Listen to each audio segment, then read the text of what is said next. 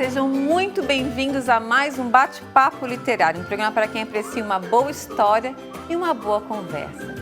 E a nossa convidada de hoje é uma pessoa, é uma escritora que eu tenho muita admiração pelo talento, pela criatividade e pelo trabalho que ela desenvolve junto aos seus pequenos leitores. Estou falando da minha confreira da ACATU, da Academia Tubaronense de Letras, a escritora Edila Zin. Edila, querida, seja muito bem-vinda ao Bate-Papo Literário. Tu sabes o quanto eu te admiro, né?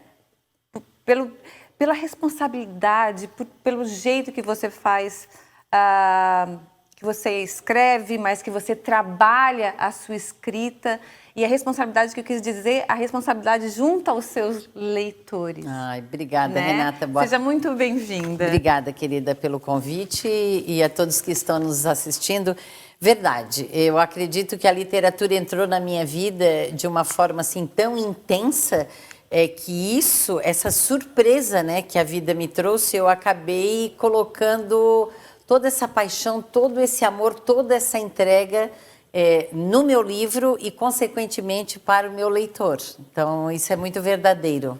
Fala um pouquinho dessa sua trajetória. Você já está no 6º livro, mas foi tudo muito rápido. Foi. Fala um pouquinho para a gente desse começo teu com a literatura e como é que vieram surgindo os livros, a sua escrita com a literatura infantil e infanto-juvenil. Então, ela foi assim, eu digo uma surpresa, porque eu recebi um convite para vender uma história, para que aquela minha história se tornasse um livro. E eu não imaginava como se escrevia um livro, não imaginava como se produzia um livro. E aí a minha decisão, naquele momento, eu pensei assim, será que eu deixo passar essa oportunidade, né? Entrego a minha história, vendo a minha história e vou ficar, de certa forma, na obscuridade. Então, eu, com 55 anos, eu achei que era um momento de começar algo na minha vida novo. E aí a Casa de Lata Quadrada surgiu nesse momento, né? Eu lancei o meu primeiro livro em 2019 e quando a pandemia chegou, que o meu trabalho ele não pôde mais ser executado de palestras, eu aproveitei aquele momento ali para poder me dedicar, por isso que esse número é tão grande, né? 6 livros em menos de 5 anos. Porque eu tive mais tempo para me dedicar, eu acabei colocando toda a minha energia, né, em cima disso e evidentemente que o fato de eu ir nas escolas, buscar esses leitores, isso acabou me ajudando muito porque eles foram comprando, adquirindo o primeiro, o segundo, o terceiro, que foi me dando chance, né, como escritora independente, de ir lançando o próximo. Então, assim, à medida que eu via que eu tinha condição de lançar o seguinte, eu não pensava 2 vezes, porque eu já tenho 10 livros escritos. Então, por isso, essa produção, né? Porque quando eu escrevi o primeiro e o segundo, eu amei tanto que eu já escrevi todos os outros 8. Só que, claro, a gente depende da venda de um para poder produzir o outro. E aí foi nesse momento que eu consegui chegar até esse 6º livro agora. Eu acho isso tão importante da gente falar para o nosso público sobre como ser uma escritora independente aqui no nosso país. Sim. Né? A gente depende dessa produção para continuar produzindo. Conta pra gente como é que é esse processo, para que as pessoas possam se inspirar. Nossa, também. Eu acho que a gente poderia fazer um programa somente de produção de escritores independentes. Porque Perfeito. o que acontece? Eu acho muito importante tu dar essa abertura e fazer essa pergunta, porque muitas vezes a pessoa diz assim, será que tu pode me dar um livrinho, né? Será que, como aconteceu um dia desse, uma moça me pediu uma caixa de livrinhos. Mas um livrinho, para ser produzido, ele tem um custo, né? E como escritor independente, você tem que contratar o ilustrador, o design, você tem que contratar o capista, o revisor, você tem que contratar quem vai fazer o projeto gráfico, tem que contratar a gráfica. Então, tudo isso está dentro do custo de um livro. Então, não tem como você dar o livro de presente, porque aquilo ali é um custo que você tem a responsabilidade, né, assumida de pagar todos esses custos. E depois que você paga tudo isso, você tem que recuperar através do quê? Através da venda. Então, assim, a gente é um escritor por amor, por paixão, por vocação? Sim, mas a partir do momento que a gente torna-se um escritor independente, você tem como meta vender aquele livro para poder fazer um próximo. E tem mais, eu acho que o livro é o resultado do seu trabalho, do seu trabalho criativo. Exato. Tem todo esse caminho que você acabou de falar para que o livro seja publicado. Não, Renata, né? Isso leva quantos meses, Edila? Quantos meses? 3 anos. Ó.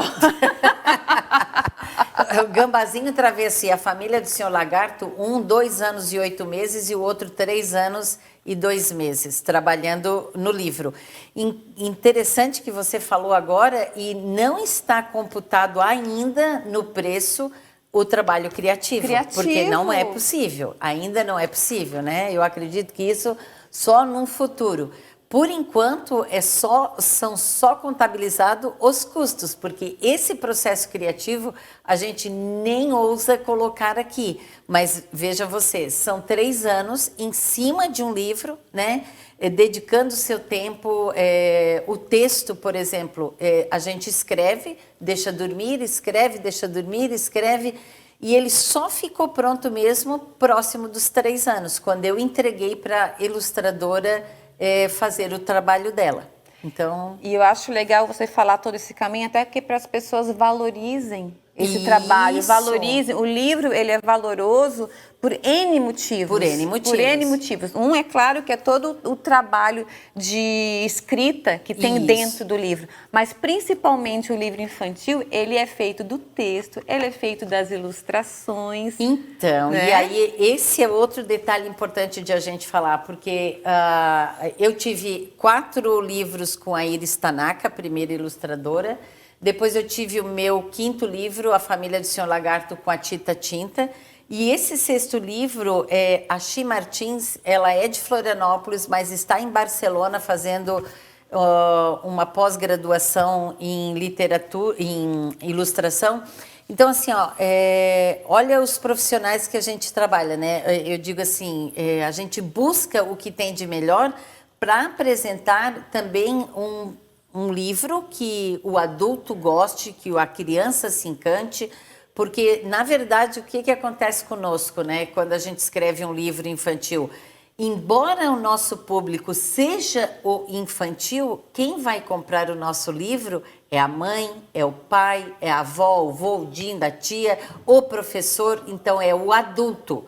Então, a gente também tem que ter um cuidado de entregar um livro onde o adulto, ao folheá-lo, vai dizer: esse vale a pena eu adquirir, esse vale a pena eu adquirir e ler para o meu filho, exatamente. Ai, que pena, eu gostaria de ficar aqui também um outro programa, acredito que tu também possa trazer alguém para falar da importância da mediação de leitura. Ai, porque perfeito. O que eu vejo? Às vezes a gente está com um livro infantil e diz assim: mas o meu filho é muito pequenininho, ele não entende. Gente, a gente já começa a ler quando a criança está na barriga. Né? Então, assim, na gravidez a gente já começa a contar a história para a criança.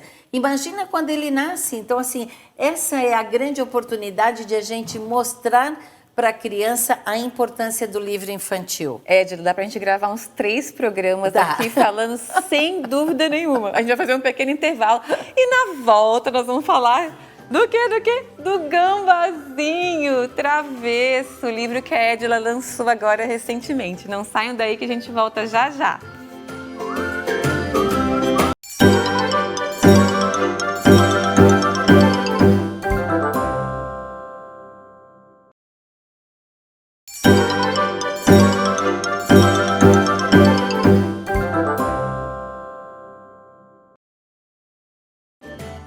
Olá, estamos de volta e no bate-papo literário de hoje eu tenho a honra de receber uma escritora que eu admiro muito pelo talento, pela criatividade e pelo trabalho que ela faz junto aos seus pequenos leitores nas escolas aqui de Tubarão e da região. Estou falando da minha querida amiga e confreira da Acatu, Edila Zin. Edila, Vem comigo, vamos falar do gambazinho travesso, que é o marsupial. É o único que eu fui descobrir marsupial isso. brasileiro, exatamente. Ele é parente de longe do canguru e do koala, né? Porque o que a gente diz marsupial? Porque ele tem uma bolsa, né? Que é o marsúpio, que onde o gambazinho, ele normalmente, a mãe, né? Ela dá à luz a 20 filhotes, mas conseguem chegar ali nesse marsúpio em torno de 10 a 12. Por isso que, então, depois a gente vê, quando a fêmea está caminhando com aquelas criancinhas todas ali, né, com os gambazinhos todos presos nas suas costas, eles são oriundos dessa bolsa. Então, por isso que muitas pessoas, elas não sabem disso, elas acham que o gambá é um roedor, mas, na verdade, ele é o único marsupial brasileiro. E como é que surgiu a ideia de escrever sobre um gambazinho? Na verdade, essa história, ela é verídica, né? Nós temos lá na praia, assim, a visita eventual de gambás. E uma vez eu vi a mamãe caminhando ali, né, com os gambazinhos todos assim, e eu achei aquilo impressionante. Assim, me passou, sabe, assim, uma maternidade, uma coisa tão forte, né, tão corajosa, porque ela tá ali carregando aqueles filhos nas costas com toda a dificuldade. Então, o meu olhar foi um olhar mais maternal. Só que um deles, provavelmente, né, saiu das costas da mãe e foi para uma casinha de passarinho na nossa árvore, né? Sim. E aí o Alexandre, ele notou que aquela casinha estava movimentando com muita força e ele não entendeu, porque o passarinho não faria aquilo. E aí o Alexandre pegou um cabo de vassoura para alcançar a casinha e no momento que ele chegou com esse cabo próximo da casinha, o gambazinho foi e agarrou aquele cabo de vassoura e ficou ali segurando e a gente ficou assim perplexo. Porque como é que a gente ia fazer para ajudar aquela criatura a sair de dentro daquela casinha? Aí, claro, né, que esse episódio, aquela emoção, aquele medo, aquela preocupação, acabou se tornando uma história aí, que é no meu novo livro, Gambazinho Travesso. E além do livro, gente, tem também a música do Gambazinho Travesso, que é a coisa mais linda. É aquela música chiclete, que Isso. gruda e não desgruda mais. Exato. Eu vou pedir pro Fabrício colocar um pedacinho da música só pra gente ouvir. Gente, é uma graça, né? Olha lá. Muito bonito. É um reggae. É um reggae. Sim, né? É uma graça, gente. Seres vivos e sempre você e eu. Ó, Outro dia eu vi um gambazinho bem curioso, procurando outros ninhos. Ele olhou e sentou do Olha, meu lado. é muito fofo. Quero lhe falar que eu sou Que legal, Edna. É assim que, na verdade, junta diferentes artes, né? Então. Ô, Fabrício, pode baixar um pouquinho? A gente vai continuar no final, a gente vai repetir a música para o pessoal conhecer. Depois aí tu já diz onde é que a gente consegue ouvir a música, né? Isso, eu tive a felicidade de ter um encontro com o senhor Maneca, um músico aqui de Tubarão, e falando para ele desse meu sonho de ter uma música que apresentasse os meus personagens, e ele disse, não, eu topo fazer. E eu disse, mesmo? E aí eu fiz o briefing lá para ele, né? Apresentei o livro e falei tudo, o que o gambá come, enfim, assim, todas as informações do prefácio e do pós-fácio eu mandei para ele junto com o texto, e ele me apresentou essa música num primeiro momento, assim, para uma avaliação. Sabe, assim, foi uma paixão.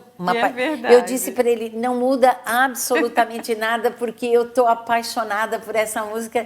E eu acho que eu escutei umas 15 vezes, por fim, meu marido dizia assim, pelo amor de Deus, o que é isso? Eu disse, não, eu estou tão apaixonada. E aí a música foi aprovada, foi para o estúdio, foi gravada, já está no Spotify, né? Pois como é. Gambazinho. Seu Maneca, tá lá o álbum, né? A capa do livro. E aí, para minha surpresa, né, Renata, eu apresentei a música no primeiro colégio que eu me apresentei, no Ginásio Santíssimo Sacramento, E eu cantei ali junto com as crianças e as crianças gravaram imediatamente, mas o que nos chamou a atenção é que uma criança de 4 aninhos, do prézinho, nem era do pré ainda, acho que era lá do nível 3, chegou em casa cantando essa música, pai e mãe não sabiam que música era essa, e foram descobrir no outro dia que a música tinha sido cantada por nós no colégio, e levaram a filha, inclusive, no lançamento do livro no museu, porque eles disseram que a criança só queria cantar a música do Gambazinho. Então, assim, foi uma felicidade imensa. Essa música, inclusive, vai ser usada agora lá em Vitória, no Espírito Santo, no lançamento do Altos Refúgios, e que também tem o projeto Marsupiais. Eles vão lançar agora o boneco, né, do Gambá, e aí pediram autorização para usar essa música no dia do lançamento. Edila. Então, assim, é uma música que a gente pretende aí que ela vá para o Brasil inteiro para mostrar, né, para as crianças a importância do gambá no nosso ecossistema. No ecossistema, justamente. Ou seja, através da história do gambazinho, a criança vai entender um pouquinho mais sobre a importância desse animal para o ecossistema, por meio da literatura e da música, gente. Tem coisa melhor que isso? Não pois tem, né? Pois é, eu acho que não. A gente vai fazer um pequeno intervalo e na volta a gente vai falar mais do Gambazinho, mas eu quero falar muito dos projetos que você desenvolve junto às escolas aqui de Tubarão e de toda a região, tá bom? Ok. Não saiam daí que a gente volta já já.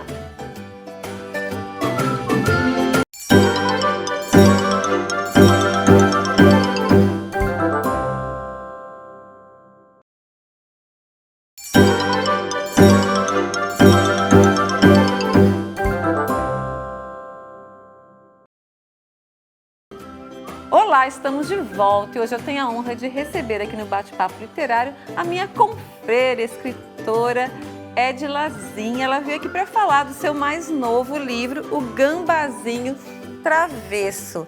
Edila, antes da gente começar a falar um pouquinho sobre os projetos que você desenvolve nas escolas, eu tenho certeza que o pessoal de casa está querendo saber como é que faz para adquirir o livro, né, para conhecer a história, enfim. Isso, o livro ele pode ser adquirido na Consulato, aqui em Tubarão, no Museu Ferroviário, né, e também através das minhas redes sociais, meu WhatsApp, meu Instagram, meu site www.edilazin.com.br, mas no Instagram ali também é bem fácil, né?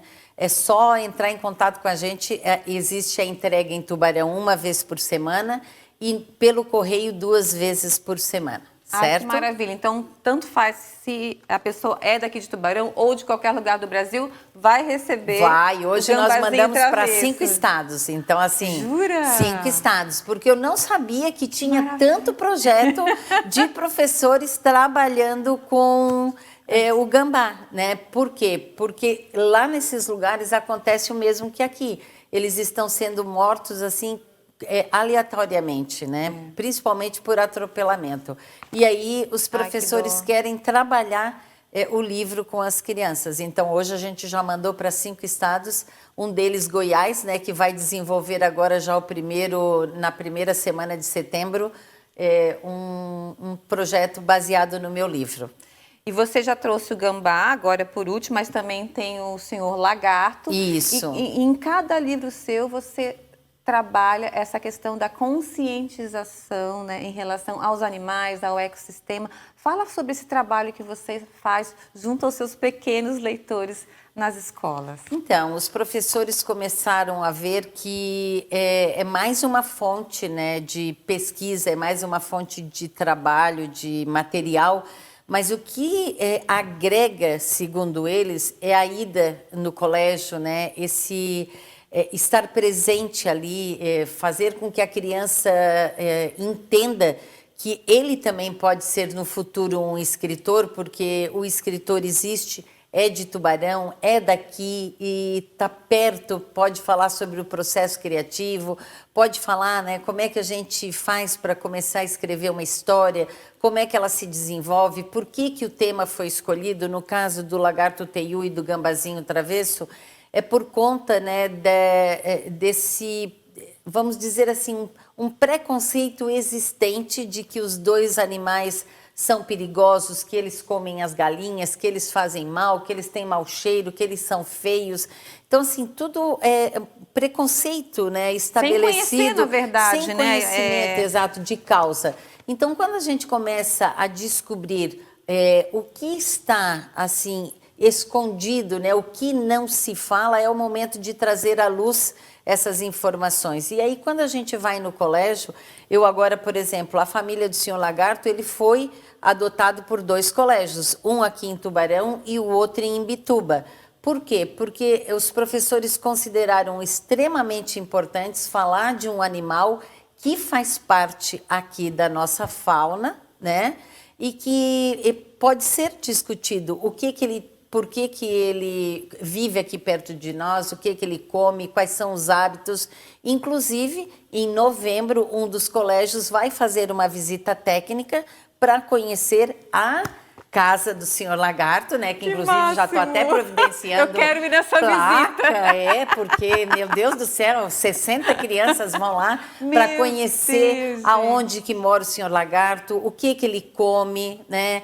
Por onde que ele perambula, o que ele faz, como é que ele se protege. Também, porque, na verdade, eles convivem ali em harmonia, né? Exato, cada um respeitando o seu espaço. Ali, cada um respeitando o seu Inclusive espaço. nós, né? Respeitando o espaço deles, eles até não respeitam o nosso, porque eles vêm na nossa casa, mas é que nós somos os invasores, se a gente parar para pensar, né?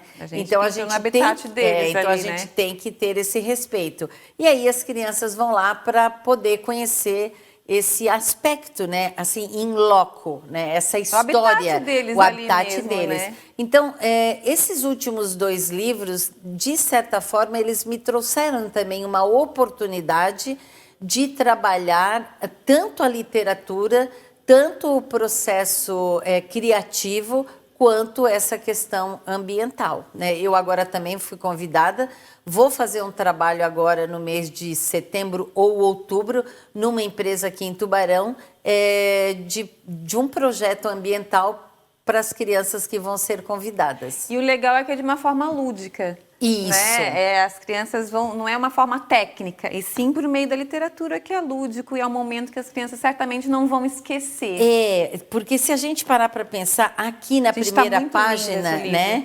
Quando lindo. A gente diz aqui que a Isaura, ela tá isso. Essa é? A Isaura, não é, né? tá, peraí, isso, vou lá a na primeira. Isaura, desculpa. Quando a Ai, tá Isaura muito lindo, está tá muito aqui colorido, procurando as gente. folhas secas, na verdade, né, a Xi Martins trouxe ela tricotando, que para mim foi uma das coisas mais emocionantes do livro, porque eu tricoto, né? E aí depois as crianças, os gambazinhos já aparecem aqui nas costas da mãe, e assim a gente vai vendo, né, ao longo do livro, das ilustrações. E ela envolvendo eles E ela envolvendo tricô, tudo eles no gente. tricô. Então, assim, ó, isso a criança quando olha, né, os vagalumes, lindo, né, lindo, porque lindo. eles têm hábitos noturnos, então eles saem mais à noite. Aí tem a questão da irmã que se preocupa, né? Como toda família, tem os irmãos que brigam, tem os irmãos que se amam, tem os irmãos que se preocupam. Então, assim, é uma narrativa afetiva, é uma narrativa que tem todos esses laços, né? Da família, da mãe extremamente zelosa, preocupada, o pai que está lá trabalhando não aparece muito, né? Mas vem tentar recuperar esse filho, tirar de dentro desse perigo que se meteu. Enfim, tem esse menino que é travesso, tem a menina que se preocupa com ele.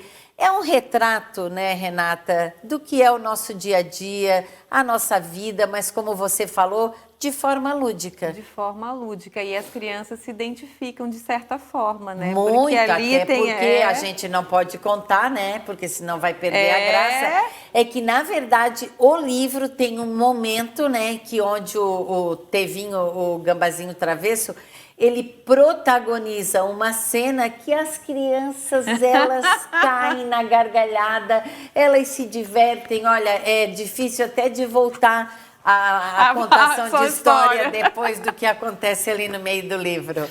Mas é maravilhoso. Que delícia. Olha, parabéns. Parabéns porque, assim, a cada livro que você lança aqui na nossa região, você está divulgando, né, os escritores daqui, porque você leva junto contigo, com todo esse projeto, outros escritores. Acho que está abrindo um caminho aqui em Tubarão, Eu fico muito que não feliz. existia, na verdade. Fico muito feliz. Né? Porque assim, ó, nós temos, inclusive, que unir forças. Eu vou aproveitar esse último espaço que a gente tem, assim, ó, para dizer para os pais, invista nos livros, invista, porque hoje, se você não investir no livro, a criança vai escolher o celular, ela vai escolher o videogame, ela vai escolher a televisão, e é só através do processo de leitura, de ilustração, de sonhos, né? Imaginação, aguçando a imaginação. Essa viagem, esse processo criativo, ele se dá através disso, da leitura, da imagem, da leitura do texto e, acima de tudo, agora é um recado para os pais muito importante e para os professores que não precisa, mas os pais sejam mediadores da leitura, troquem a voz, falem, né? Contem, aumentem, diminuam o seu tom de voz, porque isso a criança não esquece jamais. E isso, Renata, eu posso te dizer por tantos relatos que eu tenho escutado nas escolas. Pai, mãe, vovó, dindos que contam a história, que param aquele momento ali para se dedicar para a criança, ela tem aquilo ali como um momento precioso da vida dela. Essas histórias aqui podem mudar histórias de vida. Exatamente, é verdade. Querida, obrigada. Eu que agradeço. Olha, já convido para voltar, porque assunto é o que não falta. A gente junto aqui dá para fazer uns 10 não programas. Não podemos também esquecer da AGEB, né? A gente é colega na Catu, mas somos colegas também na AGEB, uma associação que me colocou, aliás, através da Renata, que me colocou no mundo literário e que eu sou eternamente grata. Obrigada, querida. Obrigada. Um beijo. E eu conversei hoje com a escritora Edila Zin. Mas antes de terminar o programa, quero fazer um agradecimento especial aos parceiros do Bate-Papo Literário. Eu quero agradecer ao Estúdio Morgana Anacleto, especializado em sobrancelhas e beleza, a Academia Toia, que há 43 anos mantém o nosso corpo em movimento, e a editora Vitelli Publisher, que ajuda a escrever a história de quem escreve as suas histórias. E o Bate-Papo Literário está no ar aqui na UniTV. Mas você também pode assistir o programa pelo canal no YouTube chamado Bate-Papo Literário. Vá lá e inscreva-se. Muito obrigada pela companhia de vocês. Espero todos novamente no nosso próximo Bate-Papo Literário. Até lá!